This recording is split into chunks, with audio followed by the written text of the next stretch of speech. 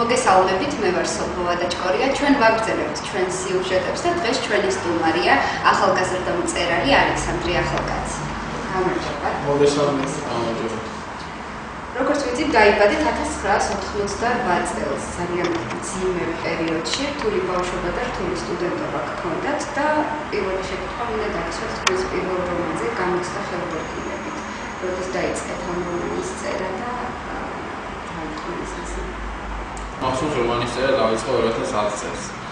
მიზეზი რა იყო ის სოციალურ-პოლიტიკური სიტუაცია, რომელიც იმ დროს იყო ჩვენს ქვეყანაში და შესაბამისად წერილობას თავისი თვალით დაეწყო ჩემი აზრით.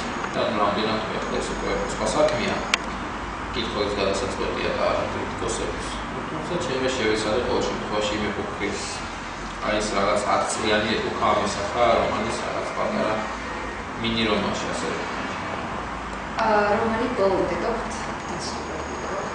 რომანი იმ სახით, როგორც ის ციხეში შეიქმნა, პრინციპში დასრულებულია ვაჭრობრივი თილმუნაცმის, რომელიც გადადგურდა ციხეშივე, რომელიც ადგილას რა თქმა უნდა თავისუფლად შეუძლებელი იქნა, რომ ის იწერებოდა ციხეში. და რომ არა ციხე დაწერთ ამ.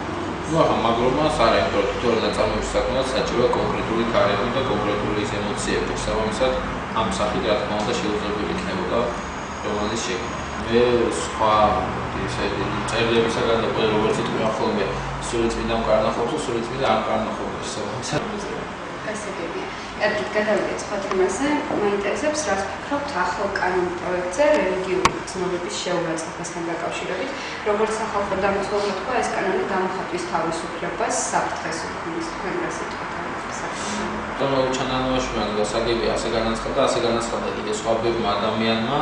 თუმცა აქ ამოსავალი წერტილი სხვა არის. ჯერ საინტერესოა თუ კანონ პროექტის ავტორები და ინიციატორიც ბატონი ჯაჭვიანი და ავტორი ბატონი ტომარაძე რას თვლიან რელიგიური გზნობების შეურაცხყოფა და ეს რელიგიური გზნობა ბუნებაში არსებობს თუ არა საერთოდ, ხო? მე გამიგია ბევრი გზნობა, მაგრამ რელიგიური გზნობა აღმოჩნდა რომ თუნდაც ესეც ყოფილა. ახლა რელიგია როგორც წესი აისახულება ადამიანის სულიერ გაკეთილშობილებას და იმ ტრანსცენდენტული ესე იგი იდეა რაც არის რელიგიების რომ ადამიანს შეახსენოს რომ ცხოვრება აქ გრძელდება და იმედობაში არ ჩავარდება და ცხოვრება კიდევ გრძელდება, რაც ფილოსოფიის დავისაგანია და ფილოსოფია ამ იდეაზეა ზოგადად აგებული. სწორედ ამას ირგვლივ არის აგებული და თუ რელიგია ამას ემსახურება, შესაბამისად ის არის მიმტევებელი ადამიანების მიმართ, ნებისმიერ ადამიანის მიმართ. ხოლო თუ რელიგიურ ნიადაგზე მე მაგალითად გამოვხო კრიტიკულ აზრს მაგალითად ალაჰის მიმართ, კრიტიკულ აზრს ქრისტეს მიმართ და ასე შემდეგ, მაგალითად ისაც გააკეთა ნიცშემ თავის დროზე და სხვა ბევრად იქმა მოაზროვნემ, რა გამოვა? ესე იგი ისინი შეურაცხყოფენ, ისინი უნდა აიკრძალონ და საერთოდ უნდა აიკრძალოს თავისუფალი აზროვნება. ეს ზოგადად ხელოვნების გადასახედიდან და მეცნიერების გადასახედიდან, ფილოსოფიის გადასახედიდან. რაც შეეხება ხა ადამიანურ და სოციალურ გადასახედიდან, რელიგიური გზნობა შეიძლება ჯერ საერთოდ არ არსებობს. მის შეურაცხყოფა წარმოუდგენელია. არსებობს სხვადასხვა კანონები და დაკვალიფიცირება, ეს იქნება გინებას თავისი პასუხი აქვს კანონის მიხედვით, ხელისაყრას თავისი პასუხი აქვს კულტურით, მოკლედ ყველაფერს აქვს თავისი კანონი. რადგან ადამიანები აგებენ ან ადმინისტრაციულად პასუხს, ან სისხლისამართლებრივად, ხო? ახლა ამ შემთხვევაში ადმინისტრაციული პასუხისმგებლობა იმ პირის იქნება ძალიან დიდი საგანი, დავისაგანი, იმიტომ რომ ვერასდროს ვერ გავიგებთ რელიგიური გზნობა შეურაცხყოფს თუ არა. მაინტერესებს უნდა ვკითხო, მე-21 საუკუნეში რომელიმე ქვეყანამ თუ მიიღო მსგავსი კანონი, ისინი ასეთ ქვეყანას ვერ ნახავენ. ამბობენ, რომ ბევრ ქვეყანაში მსგავსი კანონები და ადამიანის თავისუფლება შეიძლება შეიზღუდოს, აი გარკვეული წილა და ამ კანონით უმნიშვნელოა შეზღუდვა.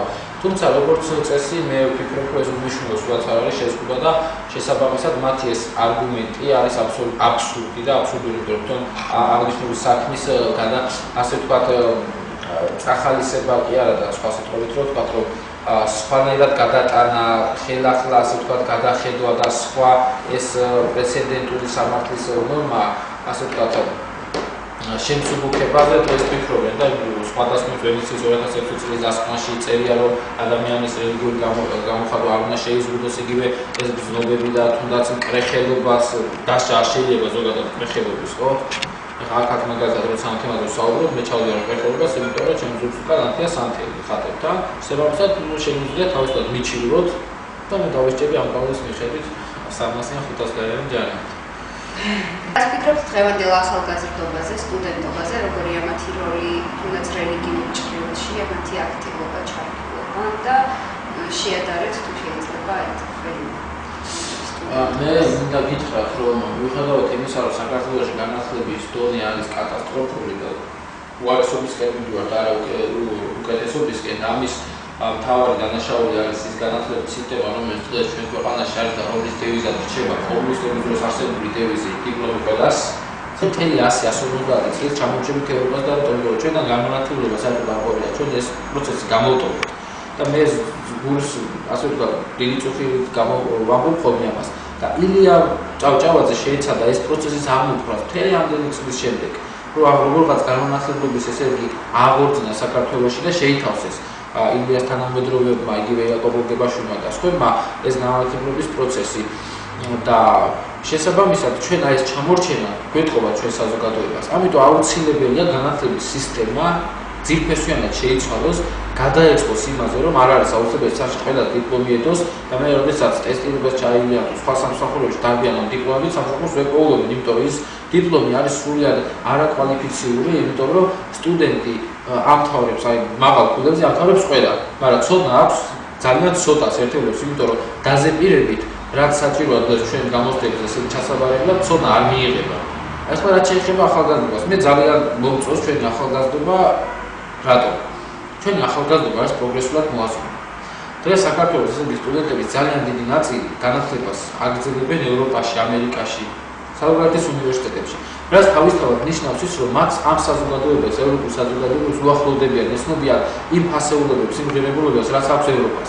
ევროპა არ არის გარყვნილება, როგორც ჩვენთან გარკვეული პროპაგანდა, იგი ადამიანები აპელირებენ და აწმწევენ პროპაგანდას. გარყვნილება კომუნიზმის დროს საქართველოში ბევრად უფრო დიდი იყო, ვიდრე დღეს არის ევროპაში. ეს არ არის, ეს არის ადამიანის ბუნებრივი. ადამიანს აქვს სულ ორი გენეტიკური კოდი. პირველი, ეს არის შენ გამრავლდი, რაც ადამიანს ეუბნება, რომ შენ ასე ვთქვათ, სექსი გქონდეს ყველასთან და მეორე, ეს არის კულტურული კოდი, რომელიც გეუბნება, რომ კი გამრავლდი, მაგრამ ერთთან გამრავლდი და ყველასთან არა. აი ის პირველი კოდი, რაზეც მთელი ფროიდის ესე იგი ამხელა მოძღვრება აგებული, ძალიან გენიალური მოძღვრება ადამიანს როგორც წესი მართავდა, როგორც შეიძლება იტყოდა, რომ მართავს სოფლიოს ესე იგი კუჩი და სექსი რა. მე მას ვერ გავექცევით. და თუ ამას ჩვენ გარყვნილებას უძახით და ახლა იმას რომ ამაზე ლაპარაკობ და ამ სიტყვას მოვაყოლებ, ეს არის სხვა თემა. ეს არის იმ ჩაგეტილი საზოგადოებისთვის დამახასიათებელი, რომელიც როგორც წესი აზიური სახელმწიფოებისთვის არის დამახასიათებელი. ხო, ეგრეთ წოდებული ამას შეიძლება კომპლექსი არ დავარქვა ჩაგეტილი საზოგადოებები და მეორეა ღია საზოგადოება, ევროპული საზოგადოება, თავის თავში დარწმუნებული საზოგადოება. ჩვენი საზოგადოება არის ჩაგეტილი და ბევრის სურვილია, რომ პირდაპირ იყოს მიჯაჭვული იმ საზოგადოებაზე, რომელზეც თავის დროზე ნიკოლოზ ბარათაშვილმა თქვა, რომ ჩვენ მართლმადიდებელია ერთმორწმუნეები თავგუფალსო. და იქამდე რომ დღეს ჩვენ ესე კანონპროექტებს განვიხილავთ და მიდის დავა იმაზე, რომ ეს ადამიანის უფლებები შეზღუდავს თუ არ შეზღუდავს, სწორედ იმ სახელმწიფოს დაბრალია და სწორედ იმის ბრალია, რომ ჩვენ ამდენი ხანი კომუნიზმში დაკონსერვებულ საზოგადოებაში ვცხოვრობთ და კომუნიზმი მოკლედ არავინ არ დაობს იმაზე, რომ იყო ადამიანების იდეების საკონსერვო დიდი. სწორედ აი ჩვენი ახალგაზრდები ამით გამოირჩევიან და ამით მიამაყებიან, ასე რომ ვთქვათ, რომ ისინი ევროპულ იდეებს აღიარებენ. ისინი კრიტიკულად არიან განწყობილი ეკლესიის მიმართ, რომელიც დღეს დაკარგა ის პირველი სახე, რომელიც მას ჰქონდა, რომ ადამიანის სულიერების მატარებელი იყო. დღეს ძალიან ბევრი ადამიანი, რა თქმა უნდა, გადის ტაძარში და ეს ჩვენი პატრიარქის დამსახურება და ამას ვერავინ ვერ დაუკარგავს, ილია მიორეს მათ ხალხი ასე ვთქვათ, მთლიანად შემოატრიალა იმ მორწმუნეებიდან წმენისაკენ, მაგრამ მეორე უკიდურებაში არ მოხვით. ამ მორწმუნე ხალხის ძალიან დიდი ნაწილი არის კრეხები, ასე ვთქვათ, ფარისეები, იმიტომ რომ დღეს ტაძარში სიარული გახდა მოდა და ჩვენ კარგად ვიცით, რომ ქრისტე ამბობდა, რომ ჯობია კუთხეში დადგე დაანთო სამთელი არავინ არ დაგინახოს, მაგრამ გულით შესთხოვოთ მოეცა პატიება და ის შინაგანის სინამდვილე იუსნო, ხო? ბოლო პერიოდი არ ჩანდი და ვიცით რომ მუშაობდი ახალ ნაწარმოებზე, თუ შეგიძლია პატარა საიდუმლო გაგმიშვილო თქვენი ახალი ნაწარმოების შესახებ. კი, მართალია, ახალ რომანზე მუშაობდი, რომელიც თავიდან ბოლომდე მხატვრული ტექსტია, ჩემი წინა რომანის განსხვავებით, რომელიც ნაწილობრივ დოკუმენტური პროზა იყო. აქ თავიდან ბოლომდე ყველაფერი გამოგონილი და თვითონ ქალაქიც კი, სახეც არ ვიტყვი, ჯერჯერობით რომანისას. თუმცა მინდა გითხრათ, რომ აი ამ კანონპროექტს ოდათ დავასწარი და ალბათ მეგობრებო 300-დარიანი, 500-დარიანი ჯარი ამ კანონპროექტს. არავის არ ვლაგზავ, იქ არ არის იგივე სიტუაცია, საიდუმლო სივრცის ბავშვი ტექსტი ან რამე.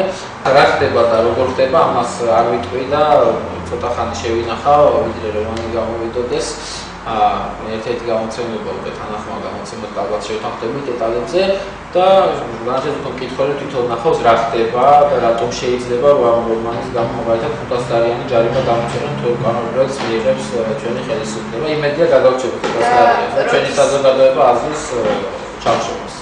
როდის ელოძოს კითხვები ნაწარმოებს. და გამოცემების ამბავია გადაჭერა მან ასურებული მოს ბოლო წელი ასურებული მოს მყარად და რა ვიცი მალე ალბათ ძალიან დიდი მადლობა წარმატებებს გისურვებთ. მადლობა თქვენ. მე ვარ სოფო ვადაჭკორია, ჩვენი სტუმარი იყო დღეს მწერალი პუბლიცისტი ალექსანდრე ახალკაცი.